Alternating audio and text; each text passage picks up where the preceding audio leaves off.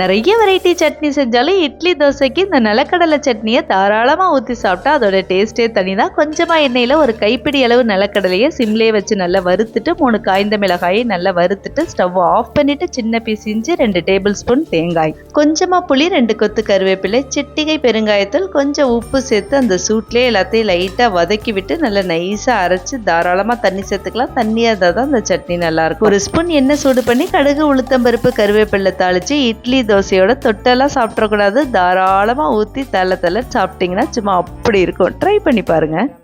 அம்மி மிக்சி எல்லாம் எதுவும் வேண்டாம். பேச்சுலர்ஸ் பிகினர்ஸ் கூட ஈஸியா செஞ்சிடலாம் இந்த ராஜஸ்தானி கார்லிக் சட்னியை. 5 காய்ந்த மிளகாயை தண்ணியில 1/2 மணி நேரம் ஊற வச்சு இந்த மாதிரி நைஸா அரைச்சிக்கலாம். மிக்சி இருந்தா நீங்க மிக்சியில கூட அரைச்சிக்கலாம். ஒரு கைப்பிடி அளவு பூண்டை உரிச்சு சேர்த்து ரொம்ப மைய அரைச்சிட வேண்டாம். கொஞ்சம் லைட்டா கொரகொரப்பா அரைச்சிட்டு 1 ஸ்பூன் மிளகாய் தூள், 1/2 ஸ்பூன் மல்லித்தூள், 1/2 ஸ்பூன் உப்பு, கொஞ்சமா தண்ணி சேர்த்து எல்லாத்தையும் நல்லா மிக்ஸ் பண்ணி வச்சுக்கலாம். 2 ஸ்பூன் கடுகெண்ணெயை நல்லா சூடு பண்ணி 1/2 ஸ்பூன் சீரகம், 1/2 ஸ்பூன் கடுகு பொரிஞ்சோன்னு அரைச்சி வச்சிருந்த சட்னியை சேர்த்து 5 நிமிஷம் பச்சை வாசனை போக கொதிக்க வச்சு கொஞ்சமா மல்லி இலை, ஒரு 1/2 மூடி லெமன் சேர்த்து நல்லா மிக்ஸ் பண்ணி சப்பாத்திக்கு சைட் டிஷ்லாம் வேண்டாம், ஜஸ்ட் ஸ்ப்ரெட் பண்ணி சாப்பிட்டாலே போதும். நம்ம தோசைக்கு அட்டி தூள் அல்டிமேட்டா இருக்கும்.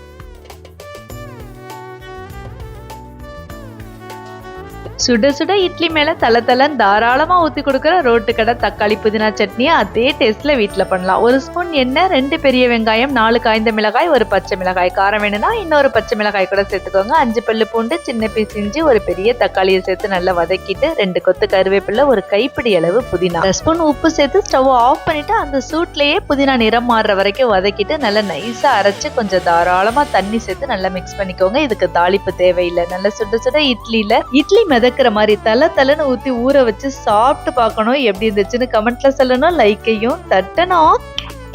2 தோசை ஊத்துறதுக்குள்ள 2 நிமிஷத்துல அசத்தலா காரசாரமா நம்ம வீட்டுல இருக்க 6 பொருளை வச்சு அசத்தலா சட்னி பண்ணிடலாம். 3-4 பச்சை மிளகாய், கொஞ்சமா உப்பு, 10 பல்லு பூண்டு, கொஞ்சமா புளி, ஒரு கைப்பிடி அளவு சின்ன வெங்காயம், 2 கொத்து கருவேப்பிலை, எல்லாத்தையும் ஒண்ணு மேல ஒண்ணு வச்சு கொரகொரகொரான அரைச்சு கொஞ்சமா எண்ணெய் சேர்த்து நல்லா மிக்ஸ் பண்ணி சுட சுட இட்லி தோசையோட பட்டும் படாம தொட்டும் தொடாம இல்ல கொஞ்சம் அல்ன மாதிரி எடுத்து சாப்பிட்டீங்கன்னா உப்பு புளிப்பு காரத்தோட அட்டித்தூள் அல்டிமேட்டா இருக்கும். 2 நிமிஷம் தானே. இன்னைக்கே ட்ரை பண்ணி பார்த்துட்டு எப்படி இருந்துச்சுன்னு கமெண்ட்ல சொல்லணும்.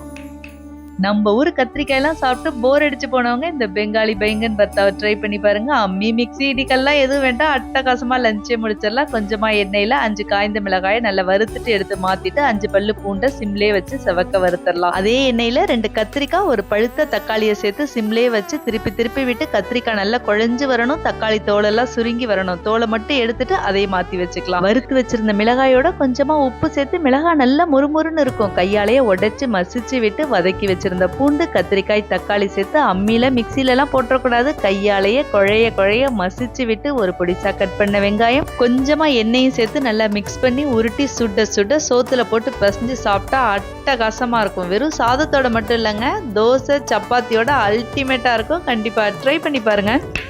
பசிக்குதுன்னு சொன்னா போதும் 5 பொருளை வச்சு 5 நிமிஷத்துல அம்மா அமிர்தமா அரைக்கிற மிளகாய் துவையல். 4 காய்ந்த மிளகாய், 15 பல்லு பூண்டு, சின்ன நெல்லிக்காய் சைஸ் புளி, கொஞ்சமா உப்பு சேர்த்து அம்மியோ மிக்சியோ இடிக்கல்ல கொரகொரப்பா அரைச்சிக்கலாம். தண்ணி எதுவும் சேர்க்க வேண்டாம். ஒரு குழிக்கரண்டி அளவு நல்லெண்ணெயை நல்லா சூடு பண்ணி 1/4 ஸ்பூன் மிளகாய் தூள் அல்லனா 1/2 ஸ்பூன் காஷ்மீரி மிளகாய் தூள் சேர்த்து சுட சுட துவையல்ல எடுத்து ஊத்தி மிக்ஸ் பண்ணீங்கன்னா சும்மா கம்மன்னு பூண்டு சட்னி வாசனை வரும். 10 நாள் ஆனாலும் தேனாமிர்தமா இருக்கும். சுட சுட ஆவி பறக்க இட்லியோ மெத்துன்னு தோசையோ எதுவா இருந்தாலும் கணக்கே இல்லாம சாப்பிடலாம். ஸ்கூல் படிக்கும்போது அதிகமா டிஃபன் பாக்ஸ்ல கொண்டு போன ஆல் டைம் ஃபேவரட் ரெசிபி இதான். எப்ப செஞ்சாலும் மெமரிஸ் பட்டர்ஃப்ளை மாதிரி பறந்து போகும். உங்களோட school days favourite tiffin box recipe என்னன்னு கமெண்ட்ல சொல்லுங்க.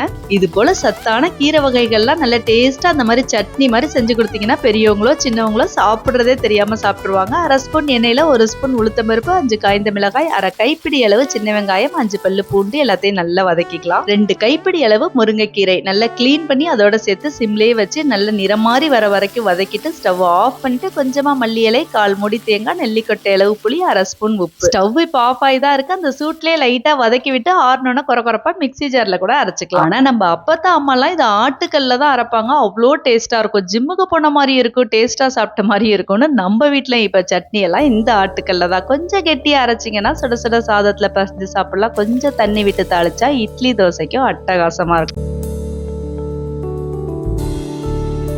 பார்த்தா தேங்காய் சட்னி போல தானே இருக்கு, டேஸ்ட்டும் அப்படிதான் இருக்கும். ஆனா நீங்க சொன்னாதான் தெரியும் இதுல தேங்காவே சேர்க்கலன்னு. ஒரு ஸ்பூன் எண்ணெயில 2 டேபிள் ஸ்பூன் நிலக்கடலை சேர்த்து நல்லா வறுத்துட்டு 2 பெரிய வெங்காயம், 3 பச்சை மிளகாய், 4 பல்லு பூண்டு. வெங்காயம் நல்லா நிறம் மாறுற வரைக்கும் வதக்கிட்டு 2 டேபிள் ஸ்பூன் பொட்டுக்கல்ல, ஒரு இனுக்கு கருவேப்பிலை, கொஞ்சமா உப்பு சேர்த்து நல்லா நைஸா அரைச்சு கொஞ்சம் தாராளமா தண்ணி சேர்த்துக்கணும். இந்த சட்னி நல்லா தண்ணியா இருந்தாதான் டேஸ்டா இருக்கும். நம்ம எப்போதும் தாளிக்கிற மாதிரி ஒரு ஸ்பூன் எண்ணெயில கடுகு, காய்ந்த மிளகாய், கருவேப்பிலை தாளிச்சு இட்லியில தொட்டெல்லாம் சாப்பிடக்கூடாது. நல்லா தலன்னு ஊத்தி இட்லி மிதக்கிற மாதிரி ஊற வச்சு சாப்பிட்டீங்கன்னா அடி தூளா இருக்கும். ட்ரை பண்ணி பார்க்கணும். எப்படி இருந்துச்சுன்னு கமெண்ட்ல சொல்லணும். லைக்கையும் தட்டணும்.